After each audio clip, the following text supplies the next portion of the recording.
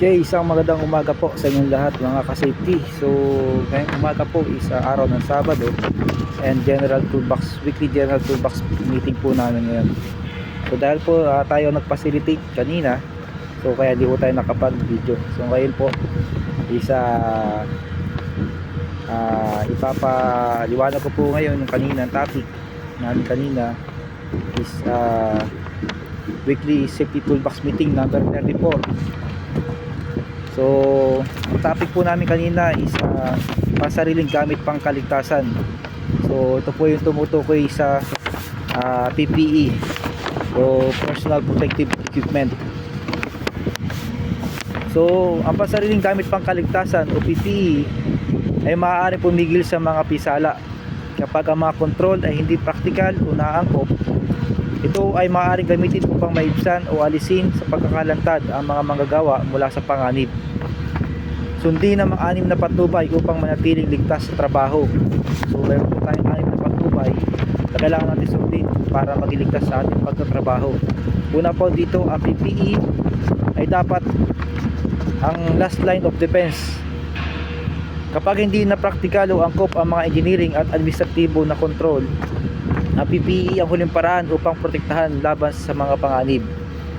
So ito po yung ating mga PPE ay tulad po ng gloves, yan, helmet, safety shoes, respirator, goggles o safety glass, earplug or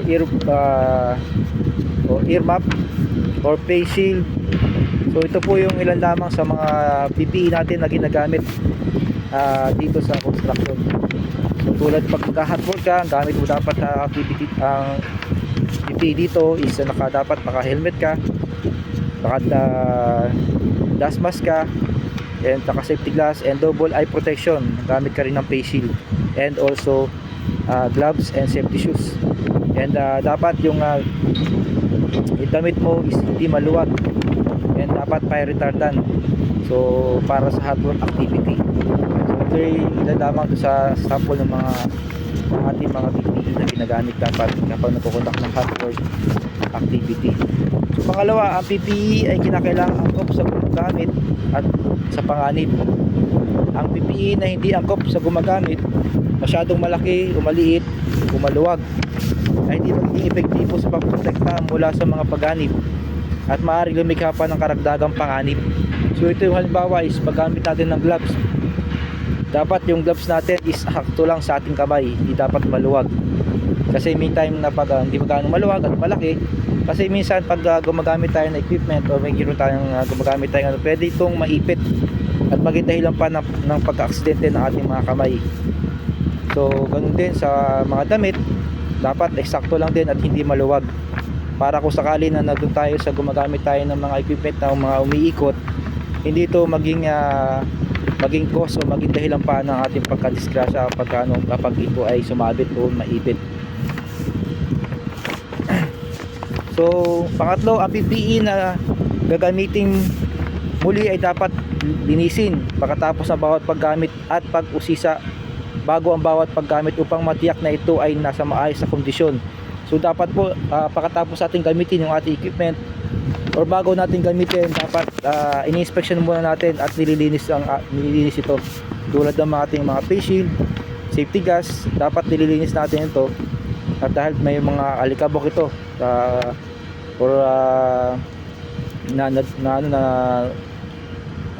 hindi na para hindi maging clear yung natin sa face shield kapag ginagamit natin, misa malabo na.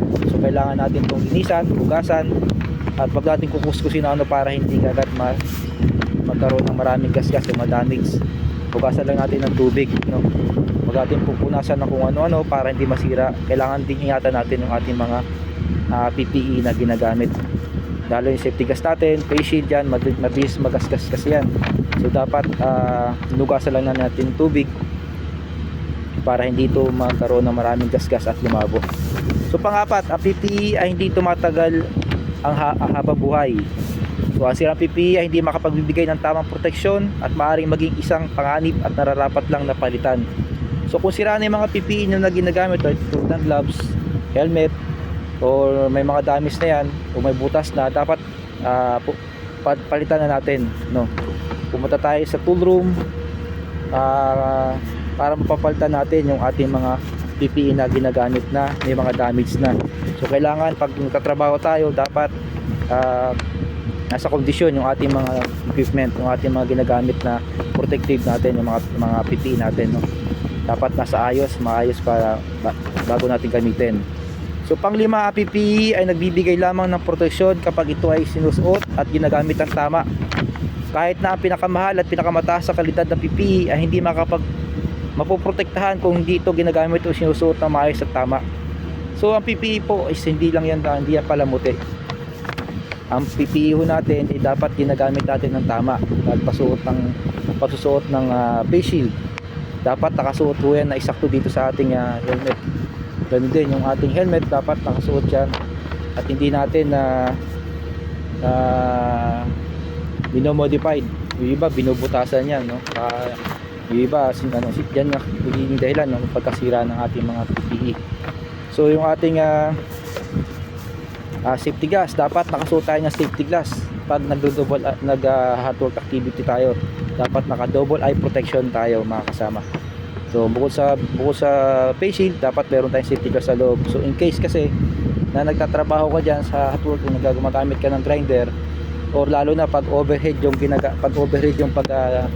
gamit ng grinder mo, lahat ng mga alibaba ay napupunta dito sa ating helmet, sa ibabaw ng At kapag ay nangat mo yung face shield, kapag wala kang safety glass na suot sa loob, pwede dumiretso yan, bumagsak sa iyong mga mata.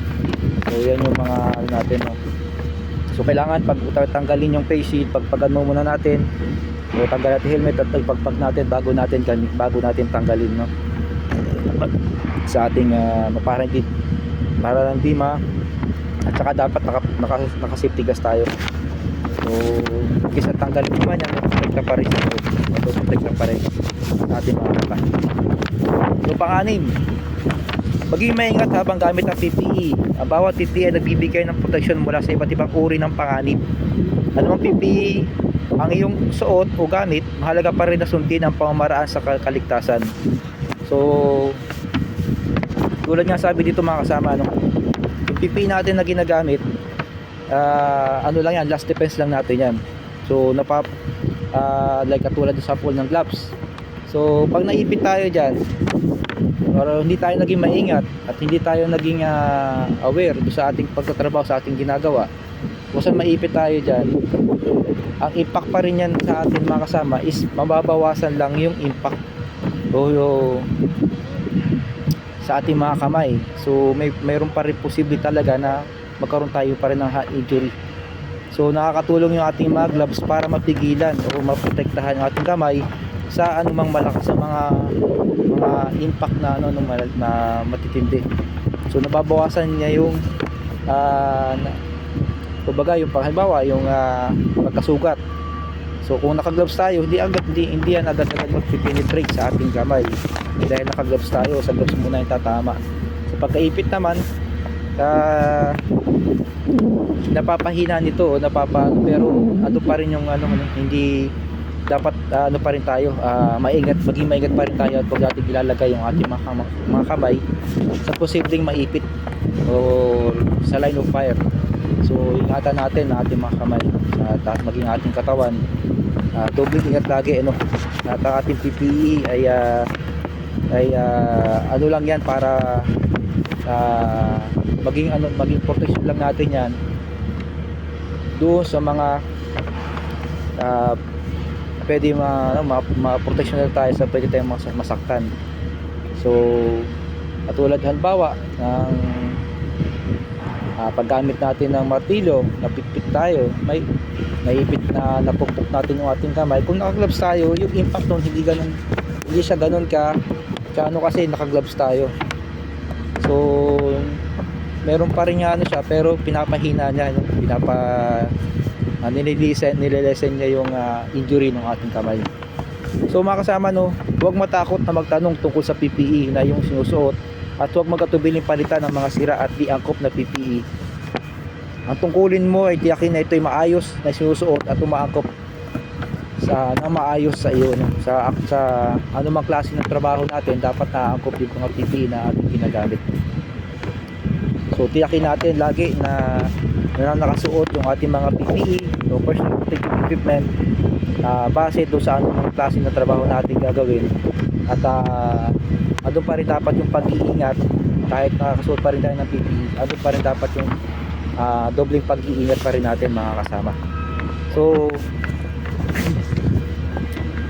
ito yung ating mga PPE na to is ginawa ito para maprotektahan tayo, no?